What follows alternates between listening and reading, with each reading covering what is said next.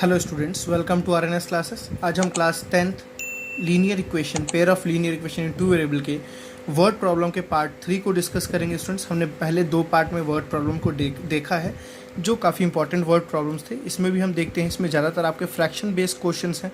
और स्टूडेंट्स क्या लिखा है, if 2 is added to the numerator of a fraction, if 2 is added to the numerator of a fraction, it reduces to 1। देखिए, reduces के लिए confuse नहीं होने, reduces मतलब इसमें से वो फ्रैक्शन 1/2 बन जा रहा है। तो सेम हम लेंगे let the fraction be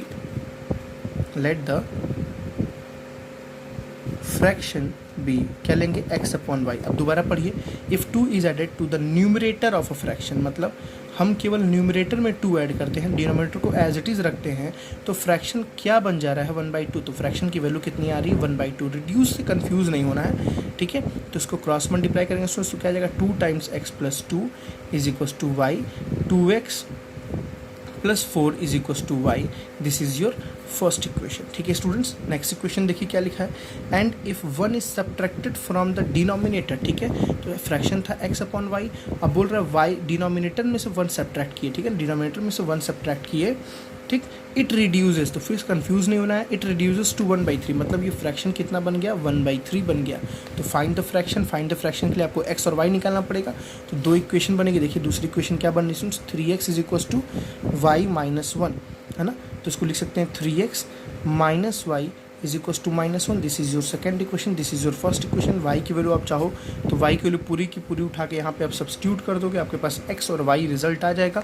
x और y आपको यहाँ पुट करना है, आपको लास्ट में फ्रैक्शन लिखना है, बिकॉज आपसे फ्रैक्शन पूछा है, आपसे x और y की वैल्यू नहीं पूछा, आपसे फ्रैक्शन, आपसे x अपॉन y पूछा है। तो बस x और y को डिवाइड कर दोगे तो आपका रिजल्ट आ जाएगा। आप इक्वेशन सॉल्व करेगा, डिस्क्रिप्शन बॉक्स में मुझे ज़रूर आंसर बताइएगा। थर्ड क्वेश्चन देखते हैं स्टूडेंट्स क्या लिखा हुआ है, the sum of two number, तो let the number be,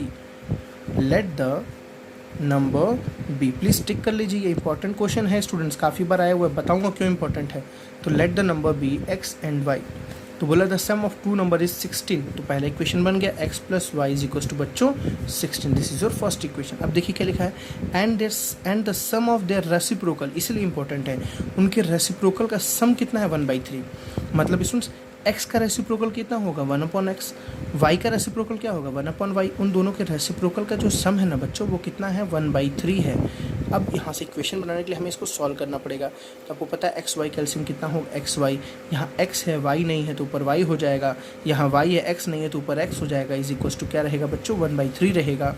cross multiply करने की भी ज़रूरत नहीं है क्योंकि आपको x प्लस वाई की वैल्यू पता है। देखिए आपको x प्लस वाई की वैल्यू पता है बच्चों 16 ना, तो यहाँ क्या रख देंगे डायरेक्टली 16 अपॉन नीचे क्या हो जाएगा बच्चों x y is equals to क्या हो गया 1/3। तो 16 3 ज़ा 48, तो मतलब x y is equals to कितना आ गया बच्चों 48।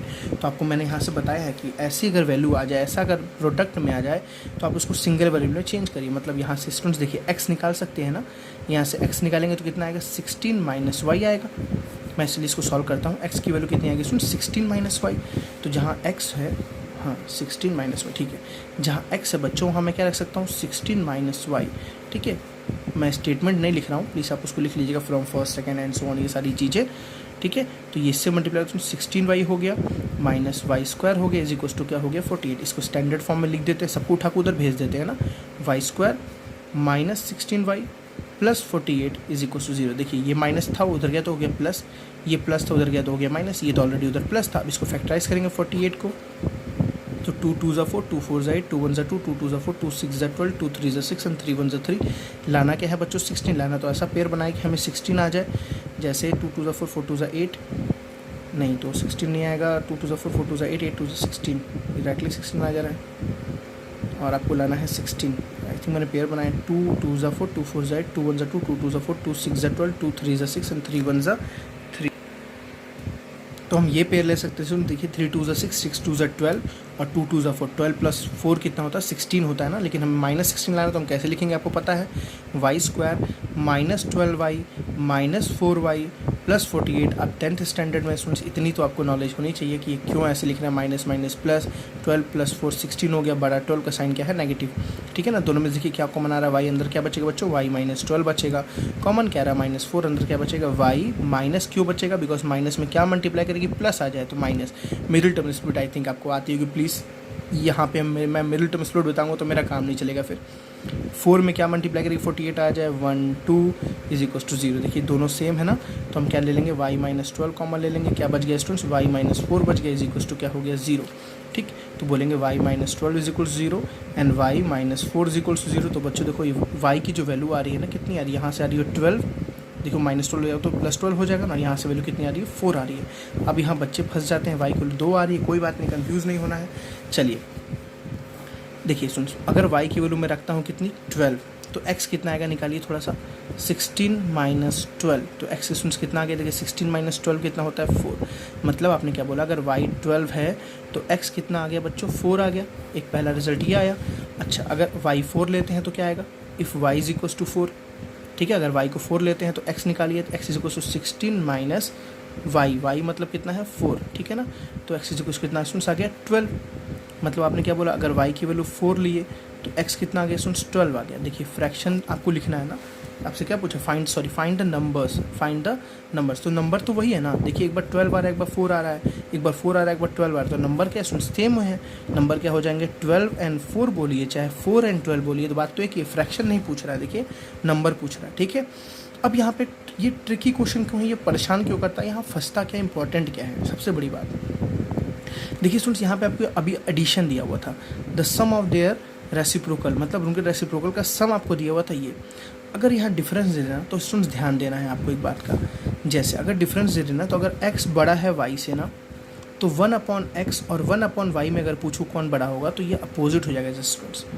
क्यों हो जाएगा, देखिए अगर मैं बोलूँ कि 3 बड़ा है 2 से, बड़ा है बिल्कुल, 3 2 से बड़ा है, चलिए 3 की जगह मैं ले लेता हूँ 4, ठीक, 4 बड़ा है 2 से। अच्छा अगर 1/4 और 1/2 में स्टूडेंट्स पूछो कौन बड़ा, देखिए 1/4 की वैल्यू आपको पता है 0.25 आती है ना, कितनी आती है 0.25, और 1/2 के लिए 0.5 आती है। देखिए स्टूडेंट्स अब कौन बड़ा है, ये बड़ा हो गया ना। तो हमेशा इस बात का ध्यान रखना, कभी रिवर्स पूछ ले तो बड़े में से छोटे को माइनस करना। मतलब अगर आप x माइनस वाई करते हैं समथिंग, तो अगर इसका रेसिप्रोकल करते हैं तो 1/y माइनस 1/x करेंगे, 1/x में से 1/y को माइनस करेंगे तो गलत हो जाएगा। इस बात को आपको ध्यान देना है, मैं क्वेश्चन बताऊंगा, एनसीईआरटी में भी इसका कॉन्सेप्ट है, ठीक है ना। 4th क्वेश्चन देखते हैं स्टूडेंट्स। चलिए लिखा क्या, देखिए एज प्रॉब्लम यहाँ से सारी आपकी स्टार्ट होगी। एज के क्वेश्चंस, एज और जितने क्वेश्चन होते हैं एज पे उस पर डिस्कस करना है आपको। यहाँ से लिखा है 2 ईयर अगो, 2 साल पहले, a man was 5 times as old as his son. मतलब 2 लोग हैं, एक मैन है उसका सन है, तो let the present age of, क्योंकि आपको देखो लास्ट में पक्का पूछा होगा present age, find the present as.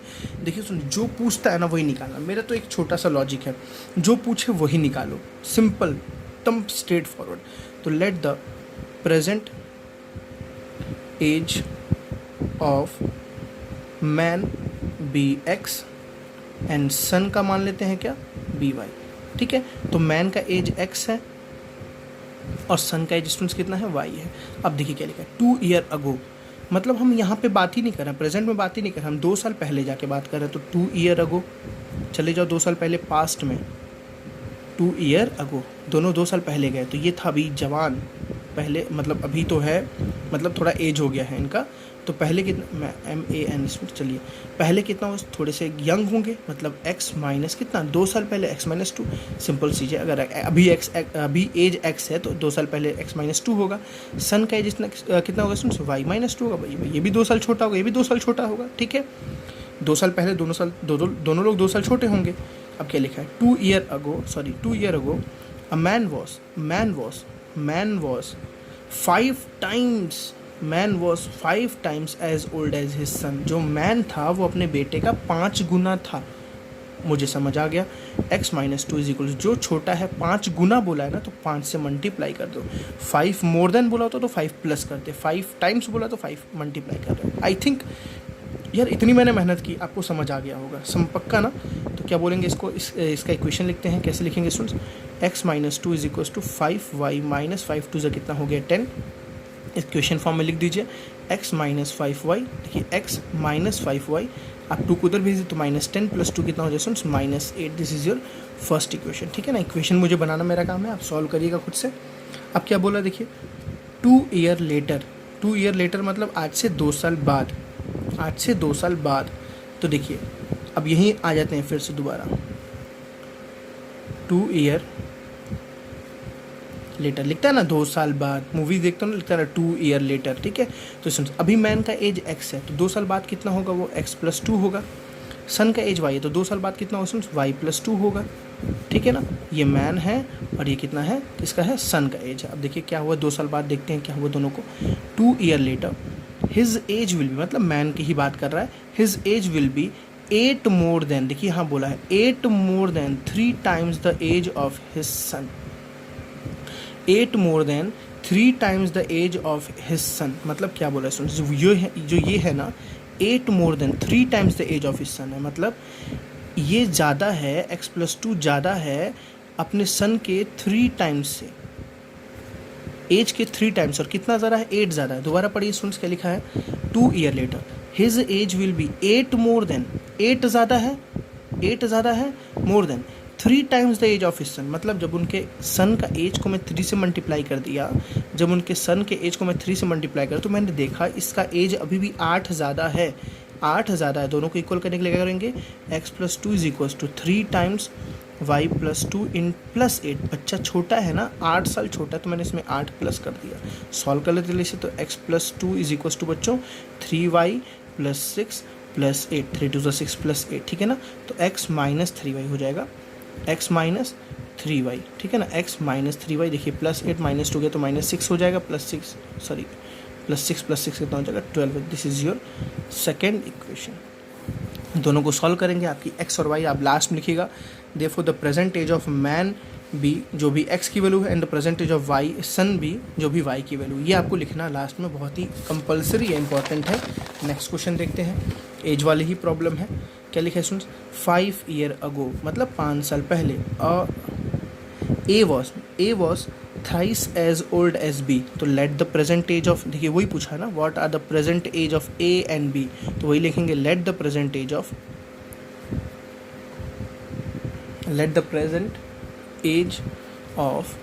A and B be x and y, मतलब ए का एज कितना है x, बी का एज कितना है y, ये प्रेजेंट एज है। अब आगे आते हैं क्वेश्चन में, 5 ईयर अगो, चले जाओ 5 साल पहले भाई, तो 5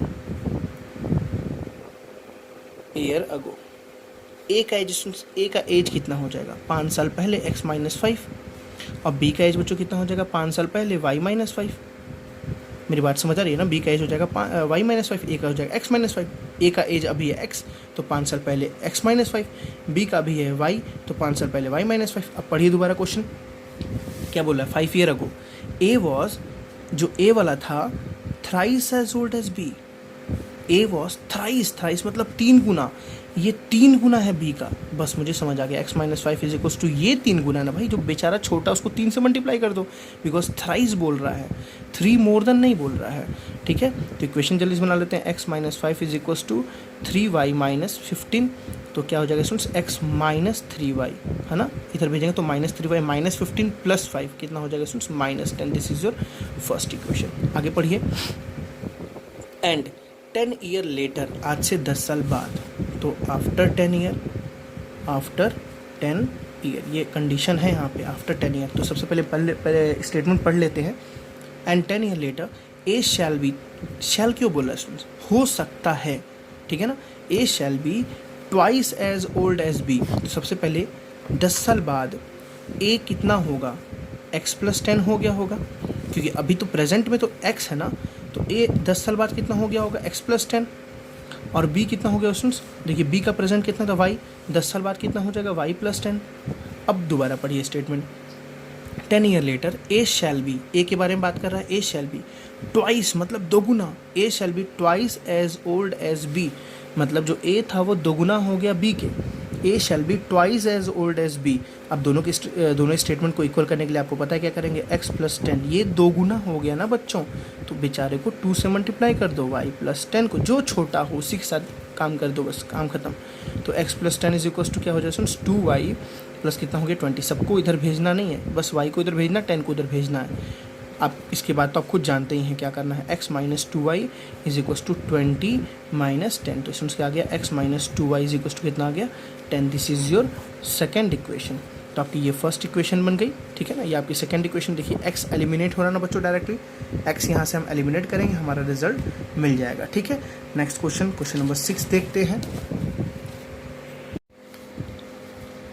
तो देखिए सुन 6 क्वेश्चन क्या है, the present age of a woman is 3 year more than 3 times the age of his daughter. देखिए कभी भी एज प्रॉब्लम को या वर्ड प्रॉब्लम को जब आप पढ़ते हैं ना, तो पहली बात तो पेशेंस से एकदम पढ़ना है आपको। जल्दीबाजी में घबरा के भाग के एक बार में पूरा क्वेश्चन नहीं पढ़ा जाता है कभी भी, ठीक है।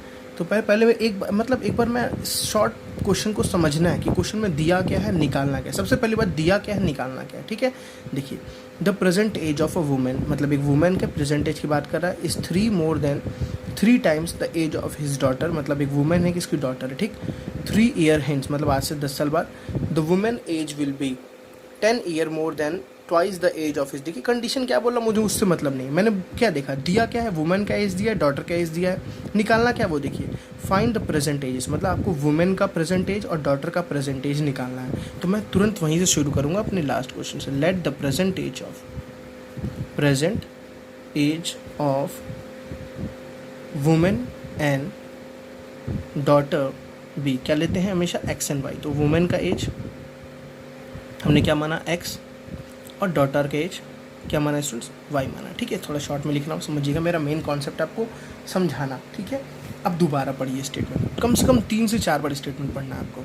दोबारा पढ़िए, the present age of a woman, मतलब वुमेन का प्रेजेंट एज से लेके बात कर रहा है। The present age of a woman is, मतलब वुमेन का जो प्रेजेंट एज है वो क्या है, 3 ईयर मोर देन, ज़्यादा है, कितना ज़्यादा है, 3 year more than, 3 year more than 3 times, देखिए ध्यान से, 3 ईयर मोर देन हो गया, 3 times the age of his daughter, 3 times the age of his daughter.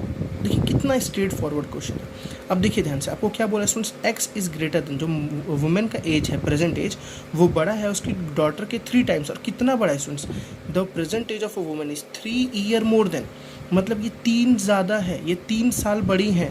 ये 3 साल किससे बड़ी हैं, जब डॉटर की एज को हम 3 से मल्टीप्लाई करते रहे तब।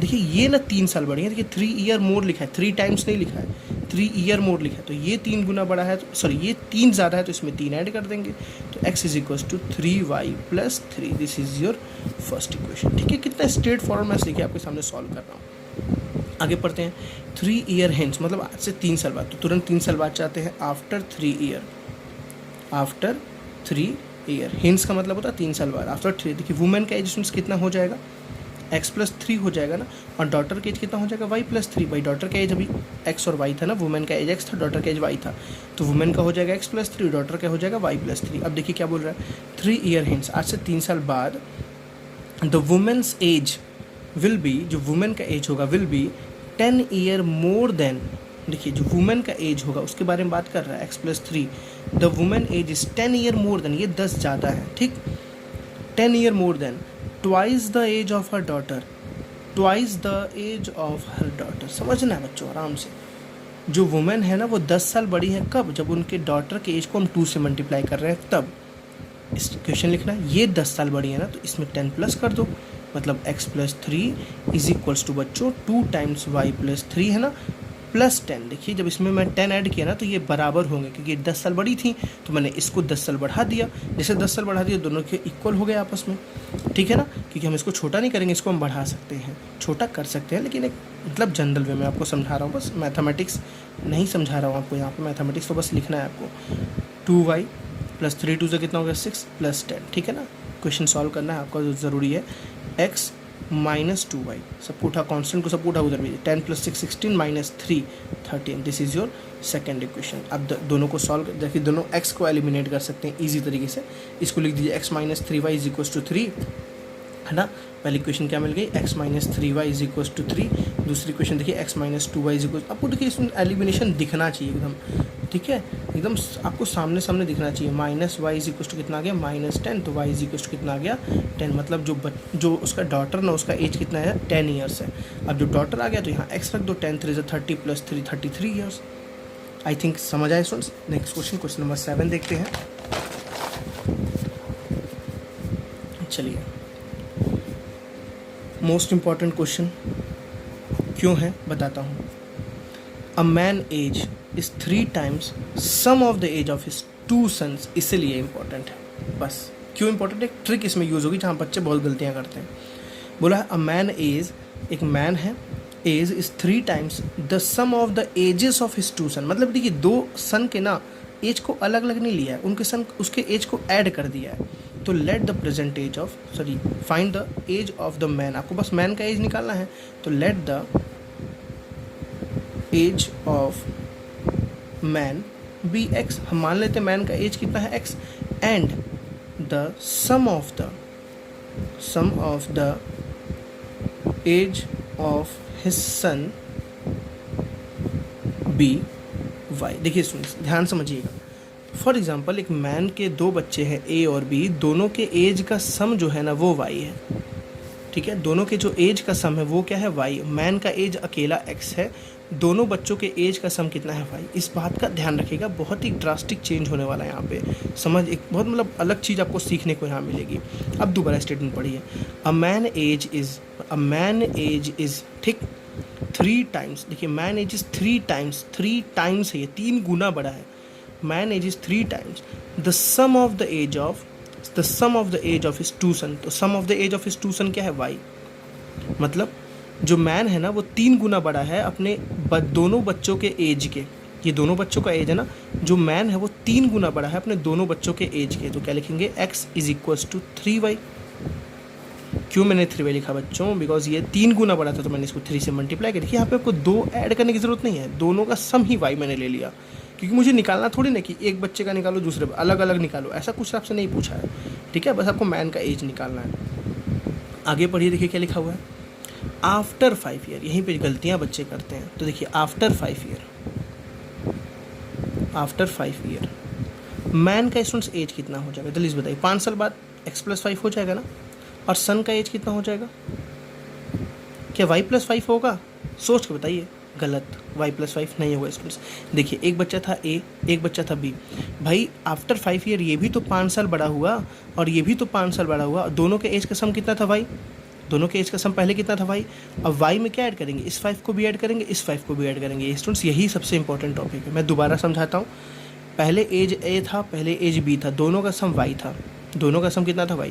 जब 5 साल बाद आएंगे स्टूडेंट्स तो ये कितना हो गया, A+5 हो गया, ये कितना हो गया B+5 हो गया, तो सम कितना हुआ A+B+10, कितना हुआ A+B+10, और A+B का मतलब पहले से कितना था 5 y था, तो y प्लस कितना हो गया 10, मतलब जो सम एज ऑफ सम जो सन्स का एज होगा या सम ऑफ सन एज वो स्टूडेंट्स कितना हो जाएगा, जल्दी से बोल लीजिए, y+10 हो जाएगा। यहाँ पे बच्चे बहुत गलतियाँ करते हैं, समझिए यहाँ पे 2 बच्चों का एज ऐड है, 5 साल बाद दोनों का एज ऐड होगा तो 5+5 कितना हो जाएगा 10 हो जाएगा। बस यही एक इसमें चेंजेस है, इसके मैं इसलिए बोल रहा हूँ ये मोस्ट इंपॉर्टेंट क्वेश्चन है।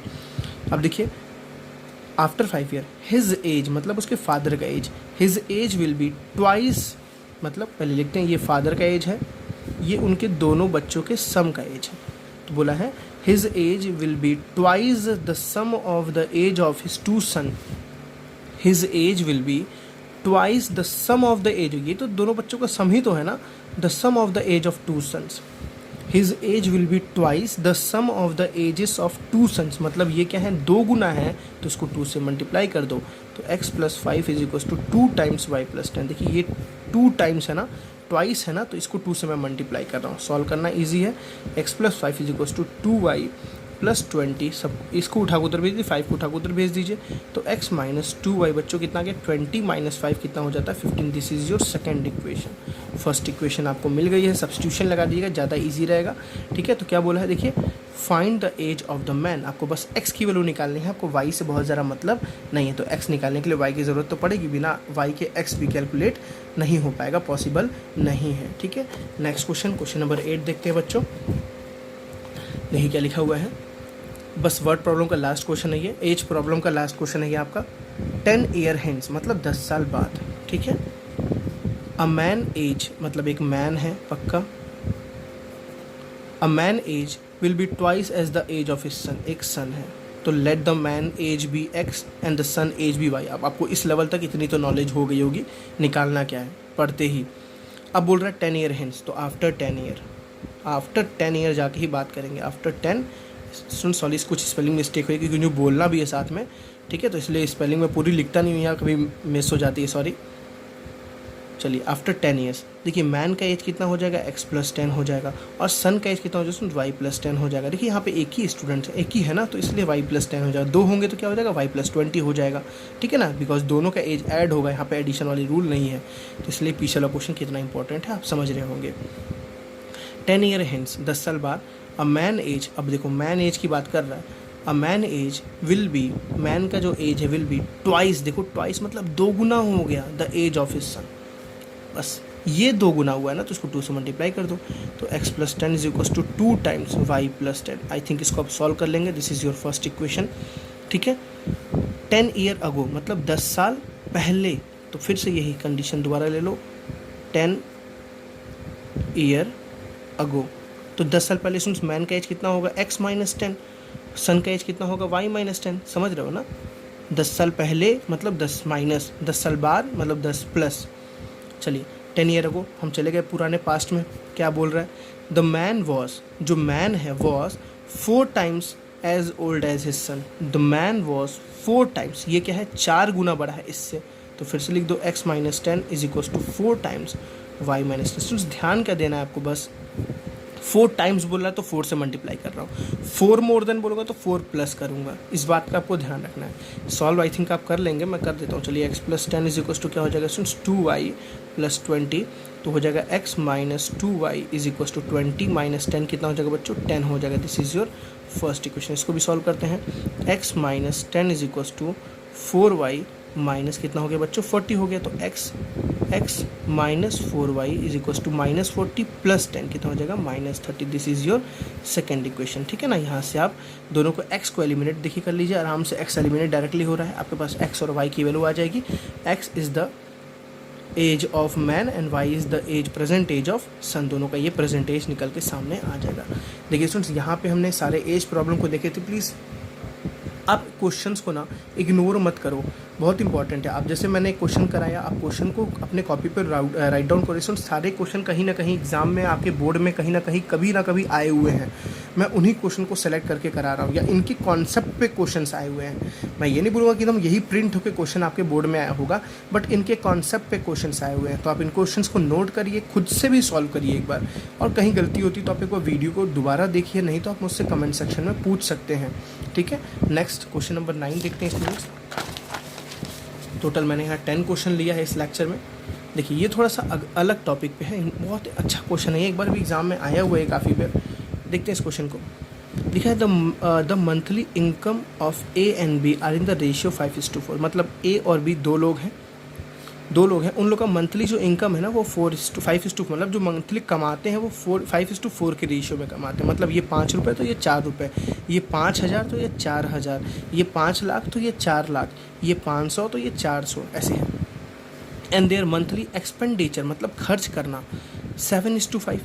देखिए सुन, इनकम जो दिया हुआ है वो कितना दिया हुआ है 5:4, जो एक्सपेंडिचर जो खर्च दिया हुआ है, ठीक है, वो कितना दिया सुन 7:5, ठीक।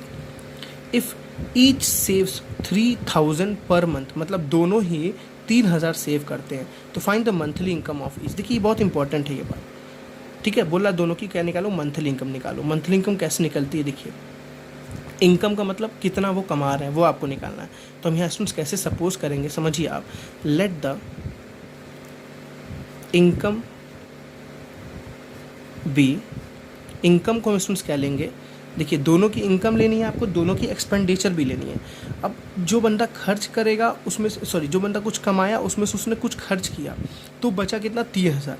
मतलब पहले वाले को देखो तो पहले वाले ने कमाया कुछ खर्च किया, तो बचा कितना 3,000। दूसरे वाले ने कुछ कमाया कुछ खर्च किया, तो कितना बचा 3,000, ये है।